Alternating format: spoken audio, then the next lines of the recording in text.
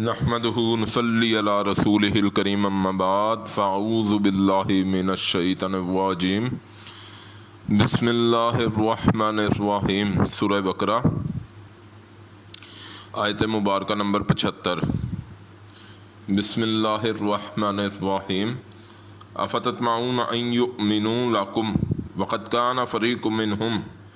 یسمعون کلام اللہ ثم یحرفونہ من بعد ما عقلوہ وہم یعلمون۔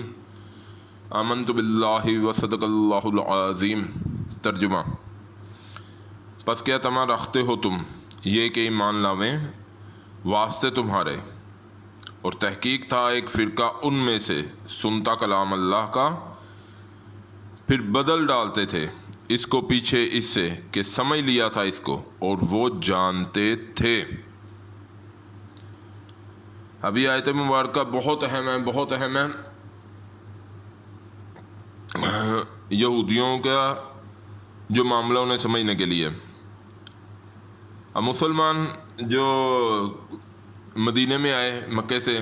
مکے میں کھلا شرک ہو رہا تھا،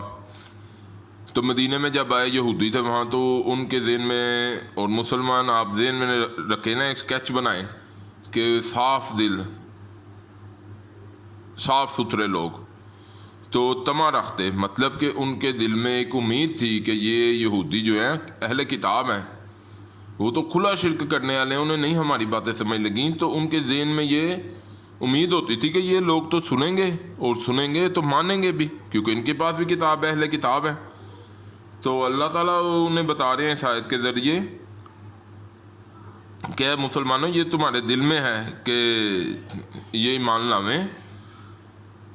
لیکن یہ لوگ تو اللہ کے کلام کو سن کے اس کی اصل جگہ سے اسے ہٹا دیتے تھے، اور اس میں ثم یحرفون، تحریف کر چکے ہیں، وہ پھر تحریف کرتے ہیں، اس میں بدل ڈالتے تھے۔ تو یہ بڑی اہم، یعنی کہ تحریف کون کرے گا، اصل کو نقل سے کون بدلے گا، جسے اصل کی پہچان ہوگی، جو جانتا بوجھتا ہے گا، عالم کے کام ہے نا۔ تو ان کے جو عالم تھے وہ اس طرح کی حرکتوں میں پڑے تھے، اور جو ان میں سے منافق، دو طرح کے لوگ، ایک جو منافق تھے اور وہ خوشامد کے لیے اپنی پیغمبر، اپنے کتاب میں سے پیغمبر آخر الزمان حضور نبی کریم صلی اللہ علیہ وسلم کی نشانیاں لا کے دیتے تھے، تو وہ اسے بھی جو لے کے آتے تھے وہ خوشامد کے لیے، تو ان کے بڑے، ان کے سردار، ان کے پیچھے جو یہ شروع میں بھی ہم نے پڑھا تھا، ان کے شیاطین، یعنی کہ ان کے جو سردار اور جو عالم تو تھے، لیکن اپنے ذاتی مفاد کی وجہ سے وہ خزانے کے سانپ بن گئے، تو اللہ نے انہیں سانپ والی فطرت ہی دے دی پھر۔ تو یہاں بھی وہی بتایا جا رہا ہے کہ جو منافق جو آتے تھے خوشامد کرنے کے لیے، تو اپنی کتاب میں سے ہاں ہاں بالکل ہماری کتاب میں یہ جو محمد صلی اللہ علیہ وسلم کہہ رہے تھے ان کے بارے میں تھا، تو وہ جب جاتے تھے اپنے پچھڑوں کے پاس، اپنے سرداروں کے پاس، تو وہ کہتے تھے بے وقوفو یہ کیا کر رہے ہو، تم اپنی دلیلیں انہیں بتائی جا رہے ہو، اپنی کتاب سے ہی ان کو دلیلیں دے رہے ہو۔ حالانکہ آپ دیکھیں تو قرآن پاک، نبی صلی اللہ علیہ وسلم تو امی تھے، نبی صلی اللہ علیہ وسلم کا اس بات سے نبی صلی اللہ علیہ وسلم کا سچ ہونا ثابت ہوتا ہے بفضل خدا۔ نبی صلی اللہ علیہ وسلم جو بتا رہے تھے انہیں تو نہیں پتا تھا کتابوں میں لکھا ہوا ہے یا نہیں، امی، اللہ نے انہیں ایک شان عطا فرمائی، تو اس سے یہ نتیجہ نکلتا تھا وہ جو بھی کہہ رہے ہیں سچ کہہ رہے ہیں۔ اگر انہوں نے پہلے کتابیں پڑھی ہوتی، انہیں کچھ علم ہوتا ان پر، تو 40 سال کی عمر میں جو دعویٰ نبوت کیا نبی صلی اللہ علیہ وسلم نے، تو وہاں سے ان پر اللہ رب العزت کا یہ کرم، جو کرم خاص کہ وہی آئی، تو وہاں سے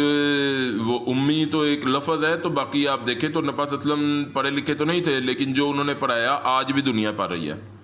اللہ نے وہ انہیں مقام عطا فرمایا۔ تو بہرحال وہ سب سے بڑی جو اس میں باتیں، تو اس میں سمجھانے کے لیے بہت اہم نقطے ہیں، معاملات ہیں، لیکن وہ پھر بات وہی ہے کہ ٹائم کی کمی، تو کوشش یہی ہوتی ہے جو مین پوائنٹ ہے وہ کوشش کر کے تو آیت کے مطابق وہ ذہن میں لے آئیں ہم، کہ اس میں جو مین چیز ہے کہ اللہ کے کلام کو سنتے تھے، سمجھتے تھے، لیکن ذاتی مفاد کے لیے استعمال کرتے تھے، اور ان کی ذاتی مفاد کی وجہ سے اللہ رب العزت نے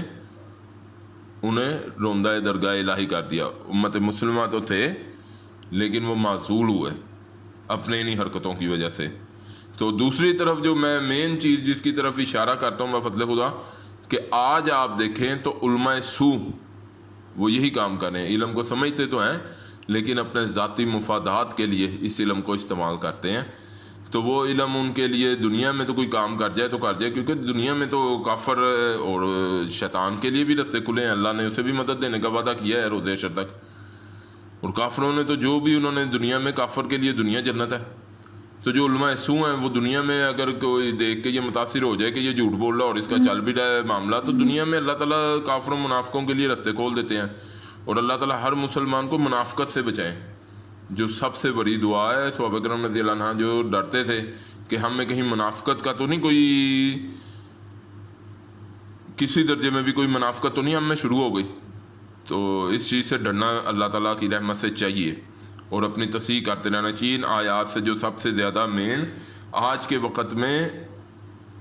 ایک شعوری نفاق اور ایک غیر شعوری نفاق، غیر شعوری نفاق میں نے شروع کیا ہے تو میں یہ بفضل خدا بتایا تھا، اب وہ پھر بات لمبی ہو جائے گی، مختصر یہی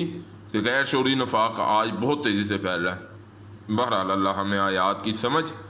اور اللہ ہمیں سب سے زیادہ نیک اعمال کی توفیق عطا فرمائے۔ وآخر دعوانا الحمد للہ رب العالمین۔